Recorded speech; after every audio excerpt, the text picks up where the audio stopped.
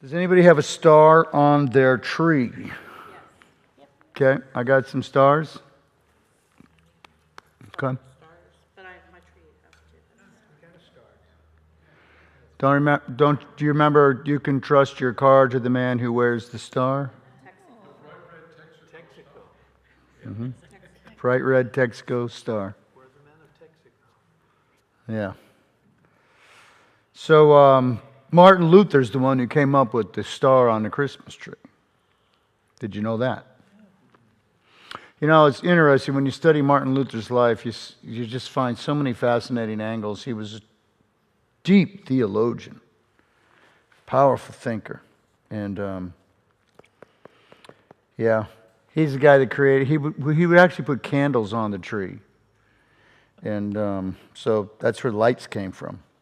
So Martin Luther was taking St. Francis of Assisi put the nativity together, and Martin Luther put the star on the top of the tree and lit up the tree with candles. And so these big hitters made some big contributions to our Christmas decorations. And what's fascinating about the star was the star that the wise men followed was it was seen in the east, and it went ahead of them to the west and stopped over where the child was.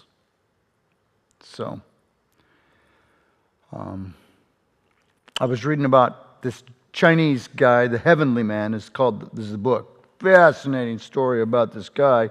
And his first experience was he was in China. They had no street lights, and so it was completely dark, and there were bandits and wild animals, and a little blue dot was just ahead of him and guided him the whole way home on a long journey.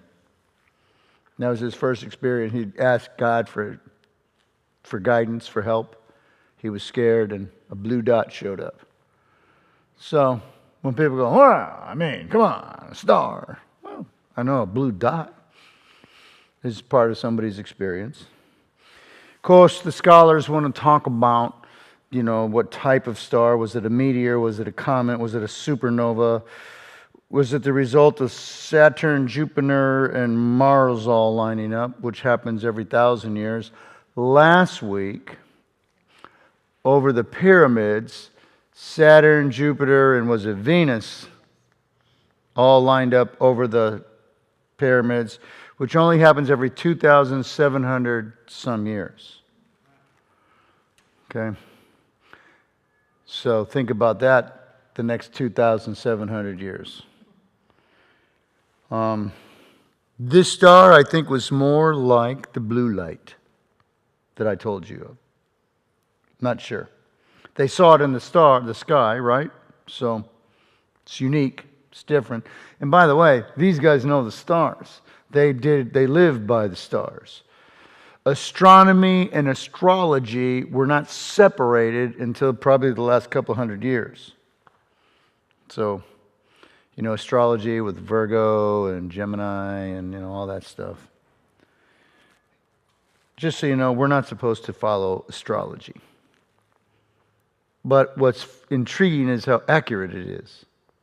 Because it is an accurate spiritual source. It's a dark spiritual source. Best for you and me to stay in the light. Okay? So, realize there's at least 110 billion stars in the Milky Way galaxy. There's 100 billion galaxies. So when you start to realize stars are out there, do you ever do that stuff where they show you a galaxy and then they zero in on it and then they show you how small it is and then you see the next galaxy and how big it is and then you look past that and there's all these galaxies. And let me just blow your mind. It says that God made the stars for us. All right? So, I was talking about the accuracy of, Virgo and astrology. In the full moon, there's more people that go to the emergency rooms and more people get arrested. The full moon. Well, when the moon is in the seventh hour and Jupiter aligns with Mars and we can see through other planets, we're in the age of Aquarius, right? Well, this star didn't belong. And the wise men were guys who were the descendants from the Jews that were deported from Jerusalem, taken to Babylon, and then moved to Persia. So, or at least the Persians took over that area. This is how cool God is. The land He gave the Jews was some of the best land in Babylon. So they didn't stick them out in, where the Hicks lived. They gave them the best land in Babylon. I'm not saying they were on a river, it was lush, blah, blah, blah. Okay? So Daniel, he gives the information about a prophecy that the God of the universe will be coming to earth. And Daniel's radical because you get two prophecies. You get the prophecy about Jesus' birth and you get the prophecy about the end times. And the prophecy about Jesus' birth was accurate. You're like, oh, how could this be? And I'm just going to surprise you. I know I've already told you this before, that we always go, well, there was the 400 years where there was not a voice from God. No word from God was spoken. But in Daniel, it says this king and this ruler and somebody smart did the history, and God told them all the different rulers and moves that were going to happen in history right on up to the birth of Jesus. So He wasn't silent for 400 years. You're like, wow. The more you know, the more you uncover, you're just like, this God of ours is unbelievable. Okay, and some things are worth investigating. The Bereans in Acts, they searched the scriptures to see if these things were so. And this is a season for you and me to be looking for God. And we know Jesus is coming. We don't know when. We know that immorality will be the norm. We know that there's a whole bunch of angles right now with AI, and it's talking about these. Once the machines take over, guys, Terminator City, right? Different angles. The CERN laboratory is getting ready to break into the next dimension where the demons live. We got the Ebola virus just waiting to come out. A couple other radical things that we've talked about. End times are just around the corner. So, and for my Democrat friends, I have folks saying the Trump and Elon Musk are going to be the beast and the Antichrist, You're like, all right. So, who knows, From our Republican friends, they thought that the end times are coming once. We're always trying to figure out what's it going to be, right? And if the end times happen when we're alive, I think we should be excited that we got to be part of a situation where it all went down on our watch. And our Christianity was the last contribution. Our faith was shared with others that kept them from, invited them into the heavenly hosts. So if we're even in that neighborhood, how exciting for you and me. And I don't mind telling you, at the Bethlehem experience, did any of you get to go to that? Okay. You were there, and you were there, and I was there. Okay. You were there. So I think Jesus was there. I got to invite little children were raising their hands to accept Jesus. Not to mention the adults and the teenagers. So it's kind of fun. Okay? I have a passion right now to be a little more bold because I feel like we're in the last neighborhood of time before the end times show up. So I remember one time this guy comes up to me and he goes, Pastor, he says, though the alignment of the moons means that the end times is going to happen. And how come you're not taking this seriously? And I'm like, well, how come nobody else knows but you? How come no other Christians are talking about this but you? So he was all offended, and I'm like, so I went into the pulpit and I go, hey, look it, guys, I got some information that this could be the end times right here, right now. And while I don't know what to think, are we ready? Are you ready? I don't know if it's going to be this year or in 10 years or in 20 years, but are you ready? Okay, that's the way I try to keep him from leaving the church. Okay, and I think, when Christ comes back, we're not supposed to be stargazers, but I think we're supposed to actually be preparing the friends around us for Christ's arrival, Bethlehem style in our lives, and end time style in our neighborhood of time. So the real question is, are we in God's time zone or not? I had this unique experience where I counseled somebody from Texas, and they said, I'll see you at 2 o'clock. And so at 2 o'clock, I made the phone call, and it was 1 o'clock their time. All right? They weren't ready. Imagine Jesus says, hey, I'm coming, and we're not in the same time zone, spiritually. So, the men that are following the star from the east, they weren't really interested in the star. Their purpose was to find the King of Heaven.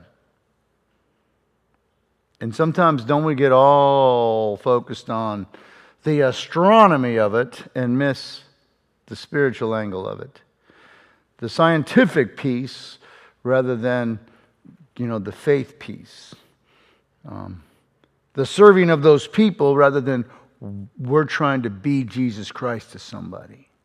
A lot of times we focus on this when we should be focused on that, the deeper meaning, okay? And, Jesus is coming. And these guys figured it out because they took the time to study deeply.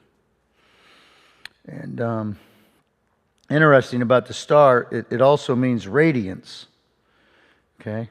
And in Exodus 3, the bush, when Moses saw it, was radiant, just like this. When in Ezekiel 11, the glory of the Lord left the city, stopped above the mountain east of it, radiance. Okay, it never came back until the star shows up. So, the radiance of God left the Old Testament and didn't come back till Jesus shows up. So, interesting stuff. I mean, if you're a Bible geek like me, you're like, oh my gosh, all these deeper meanings and biblical words, study. It's a lot of fun. The star was a physical manifestation of the glory of God. And it gets personal because in Daniel 12:3 it states, those who are wise will shine like stars and lead people to God. So you are supposed to shine the light of Jesus on the people around you. How are you doing with that? If you're like me, the hardest place to do this is at home. Okay? Where your spouse gets on your nerves. You don't have to tell anybody I said that. This is all hypothetical, okay? Hypothetical conversation. But you know what I'm talking about, how you answer too quickly, or, they didn't understand what you were saying because they are supposed to read your mind, or, it's just... That's, how are you doing there? How are you doing in your friend group? We have a Bible study, and this one guy, it's not after, we have the after Bible study party, okay? And so at the after Bible study party, one of the guys is saying, we need to talk about Jesus at the after Bible study party. So we're at the after Bible study party, and I throw up just softballs that anybody could hit, beach balls that you could just swing at and hit it, right? He wasn't swinging. He wasn't swinging. He wasn't. I'm like, okay, you asked me to make this a spiritual place. I couldn't give you a more perfect invite to start talking about Jesus, and it's not happening. Here's the thing. We need to be your family members, your close friends. I wrote a letter to my best friend in Los Angeles today, and I brought in a piece about Jesus Christ. I got another best friend in Wyoming that I wrote him a letter last week, and it's Christmas. That's why you write everybody letters, right? Told him about Jesus Christ. How are you doing? Shining the light, making it radiant. Oh, this is good. You're going to hear this in a Sunday sermon. This kid used to go to church here. His mom died. Wanted nothing to do with God. Every time he saw me at where he works, he would just turn away. Didn't want anything to do with the church. And then the other day I'm there and he sees me and he lights up. I'm like, oh, something changed. And he says, Pastor, I know you wanted to get together with me for the last couple of years, but I haven't been able. I'm ready. So we set a time. He comes in, tells me a story, and I go, so what was the catalyst for you to turn back on to God? This is what he says. I was in an Uber, and he doesn't tell me what the Uber driver said, but it was something to the effect, hey, God, and he goes, no, man, I don't need that in my life. And the Uber driver said, man, that's not okay. A very deep, profound theological statement. And those words are what God used to cause a stirring in his soul to bring him all the way back to Jesus Christ. Man, that's not okay. So, was it about the words? Or did the Holy Spirit move on whatever words? Isn't that just amazing? What words or lack of words or lack of content God would use to get into this guy's head. It's just so exciting, So, I don't know. I just think you and I are supposed to be talking about Jesus more than we are. Okay? You might say, speak for yourself, Pastor. The last 8 days, I had an 8-day period where I spoke 19 times. Okay? So, I felt real privileged to be able to share the gospel, talk about Jesus 19 times. So, Moses, he met in the presence of God and his face shone. I think that your attitude will change if you spend time in the presence of God. Especially when you're intentional about it. For me, when I catch the bad attitude, I go, all right, let me surrender this.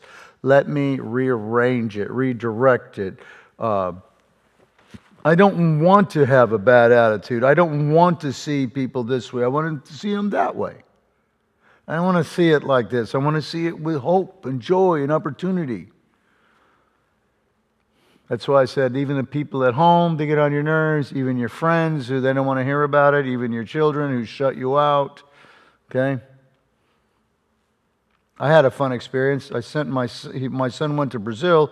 I wrote him a note to put in his bag. He read it on the plane, and I talked about my God would be going with him.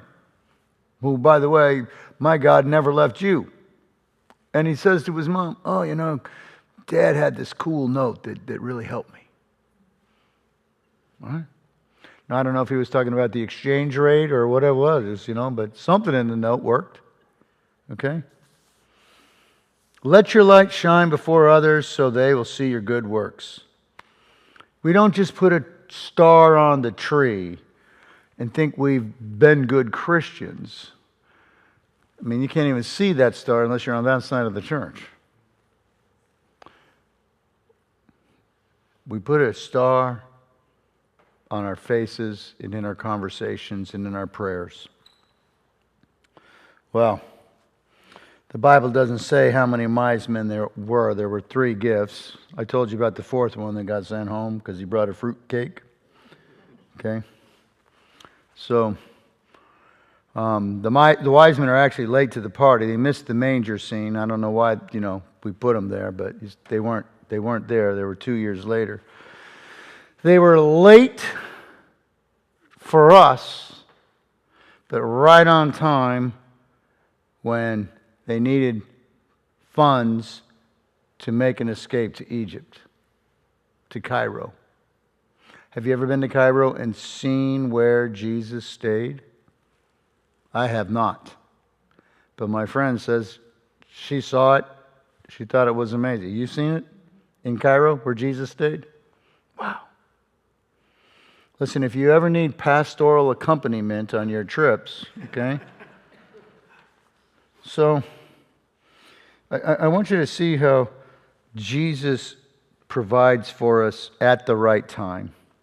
I don't know if you ever play this game where you lose money and you're like, oh, I lost money. And then he replaces that money. And then immediately you do this. Well, if I'd have had the money I didn't lose, and then I'd also have this. But that's not how God operates. His goal isn't to make you wealthy. His goal is to provide for what you need in abundance. I was with this gentleman yesterday, and he says, yeah, my accountant says, man, we need money. He goes, well, God always provides. I'm not going to dip into my personal account. I don't have anything there. We're just going to have to wait on God to show up. And he always shows up. So God helps him run his business. And he honors God from his business. Then he'll honor you in your personal life if you honor him from your personal life. What does it say in 1 Samuel 2? I will honor those who honor me. Time for you and I maybe to start trusting God. Well, it would have been a striking the scene when they're asking for directions. They've been led by a star. And don't we do this? God takes us. We're leaning on him. We're depending on him. And then what happens? I'll take it from here. And what happens? Everything falls apart. Spirit's guiding you. My wife will do this. She'll go, the Lord and I have this thing going on, and then I'll talk about it to somebody else, and they give me advice that only scares me, only frustrates me, only unravels everything God put together. And he says to me, so how did that conversation go for you? Why don't you just stay in conversation with me? Okay? These guys should have stayed in conversation with the Spirit of God who made the star. And notice how God brings them to Jerusalem. This is very intriguing. Okay? Jesus isn't in Jerusalem. Why do they go to Jerusalem? Because God's putting everybody on notice. All right? He's letting Jerusalem, which is his city, which is the place where Jesus will die for the sins of humanity, where Abraham had his moment of sacrifice with Isaac, where the hub of the Hebrew religion exists. This is a big city, okay? And Jerusalem is where the wise men go because God has an agenda. God's so different. Jesus is born in a barn, not in a palace. He's raised by peasant teenagers, not, royalty. He lives in the redneck country of Galilee. They used to call Zacharias was what they call him, the idiot priest, because he was from, Galilee, Nazareth. He wasn't one of the city priests. He wasn't in the know. And you can see how God, every move God makes, humbles the learned, the intelligent. I mean, isn't that what it says in 1 Corinthians? God has chosen the foolish things to shame the wise, the weak things to shame the strong, the lowly things to nullify what is. Well, notice when the angel appears to the shepherd, they go check it out. When they appear to the wise men, they go check it out. When the wise men show up in Jerusalem, do the religious people go check it out? No. Don't you feel like that's unbelievable? Herod took them seriously. The non-Jew ruling over this group of people, but the religious people, they knew where it was supposed to happen, but that's all they did is the homework to tell Herod the data, but they don't personalize it, because sometimes your religion can get in the way of a movement from God. Sometimes he wants to show up differently than in the Presbyterian, decently in order manner, in the Baptist theological framework, in the Episcopalian liturgy. He wants to show up sometimes outside of what you and I are comfortable in to shake us up so that we can have a real spiritual experience. Just saying, maybe they were too busy. Maybe it didn't fit into their personal beliefs. How many times, I believe in healing, and I believe in that charismatic experience of God, and it makes me sad when there's so many Christians who never have an encounter with the Lord, never have a miraculous moment, never experience anything supernatural between them and God, never anything of that. Well, I'm not a charismatic. No, but you're a Bible person, and it's in the Bible. So why don't you put your theology aside and put your Bible forward so that Jesus can move in your heart? My opinion. Okay? Well, I'd like to suggest that God is putting us on notice at Christmas time. He's coming around again. It's his annual visit, right? And I remember when last year in January, Tracy, she's just a spiritual dynamo. Are we going to be the same Christians in December that we are in January right now? And I'll tell you this, we weren't the same church. That crazy lady put on so many different ministries, tried to touch so many different lives, tried to bring out so many different opportunities to proclaim Jesus. Even my team was going, okay, enough of this Christian ministry stuff. I had staff members going, she's out of control, you got to control her. I'm like, I'm just trying to keep up with her myself. Never had such a cool partner. Never saw so many people get moved on by God. So, we have to make a decision. As he's annually showing up, are we the same this year that we were last year? We're not the same church, we're better. But I want to make sure that you only have, 9 days left. You got 9 days to have an encounter with the Lord. One of my statements is, may your Christmas have a new discovery of Jesus.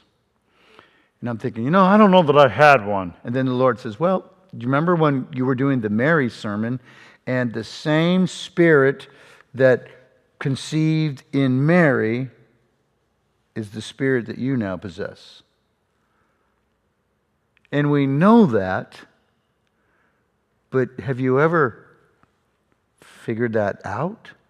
Have you ever stopped and said, so wait a minute, the one that brought Jesus into the world in his salvation, that Spirit that created Jesus is the one that lives inside of us to do what? To bring forth salvation for others. So we got the same. You could be the Virgin Mary because you got the same Spirit. I don't know. I think it's cool. Well, the shepherds told everyone.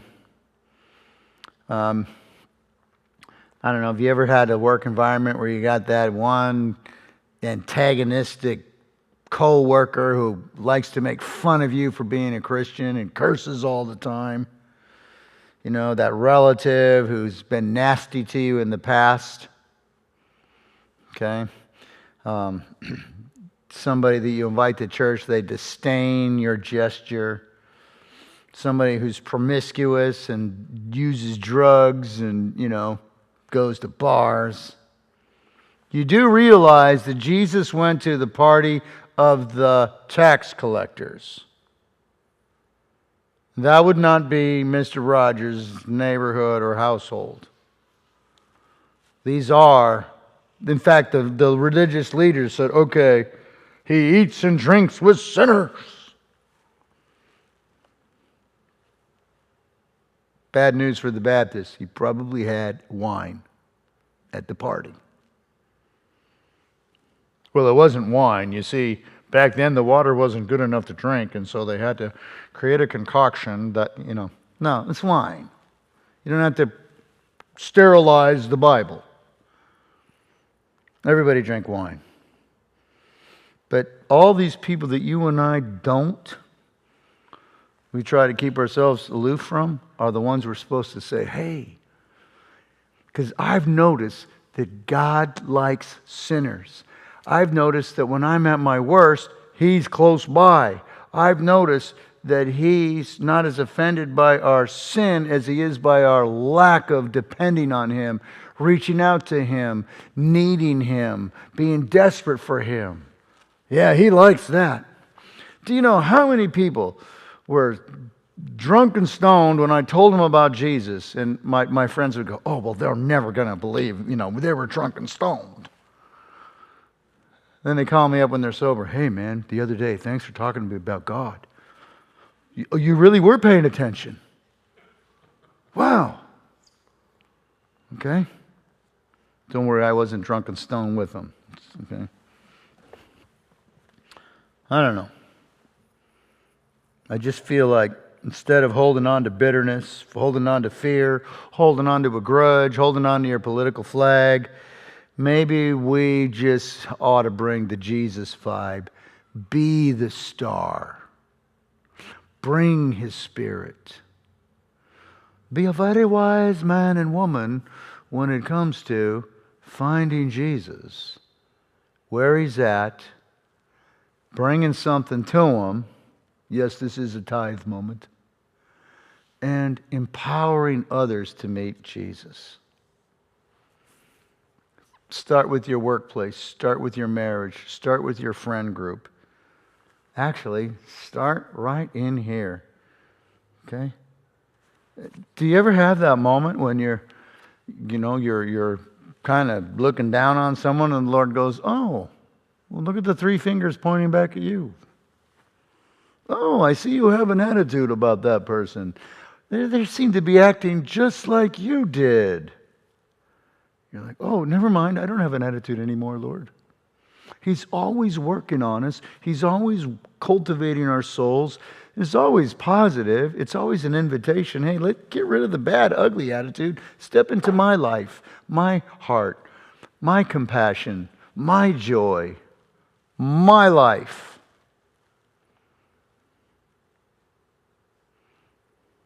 Well, last thing I'm going to say, and to prove it, I'll even put my Bible down.